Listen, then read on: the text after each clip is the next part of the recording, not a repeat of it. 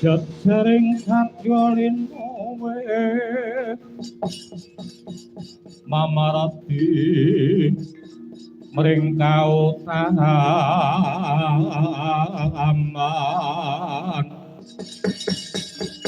yen tan pegat kaprayitnani wong ayu ayu ning kayun pinepsu topolan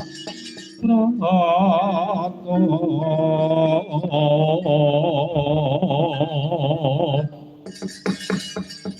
tanda pihing siang ratri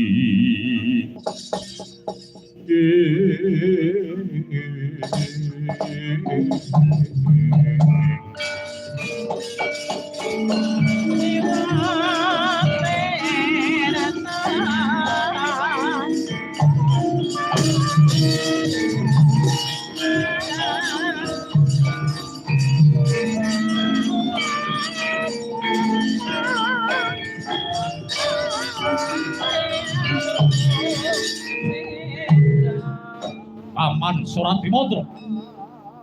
alwa nuwun wonten tinimbalan kawuh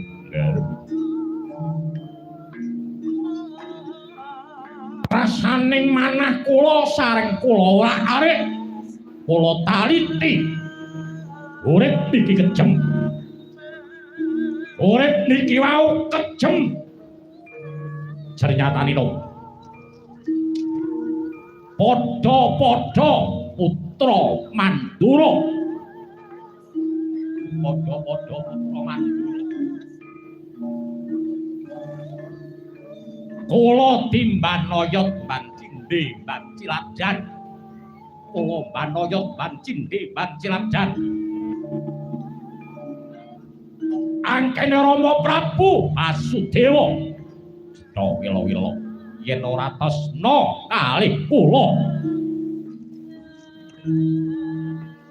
kula kepengin ngreka daya gawe cara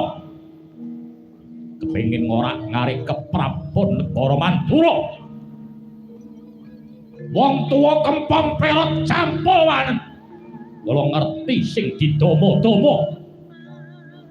dina semengko disebratake ning Karang Pradesan nyantri ana ing Bidara Kandhang tekad rasaning manah kula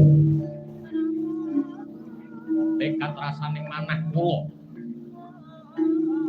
kepengin ngrubuhke siraping keprabon Rama Prabu Basudewa ditingkalengkan paduka ingkang kula dama-dama dadi jago saka pura dadi jago saka Sengkapura pramila saking menika mangtata rasane ndika ngadepi pakaryan agung yen nganti ngabingi cotekon untir cakaing sirah jenengan gestoke dawuh lajeng kula menika kedah kadya pundi nggih dadi kalengkan kula tak matur marang ngasaning Rama Prabu kahanan ingkang tentrem badhe kula tamergoreh badhe kula arik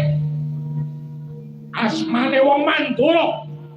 ben dadi godhongake ora kajen marang sapadha-padha bangsa bareng anggen paduka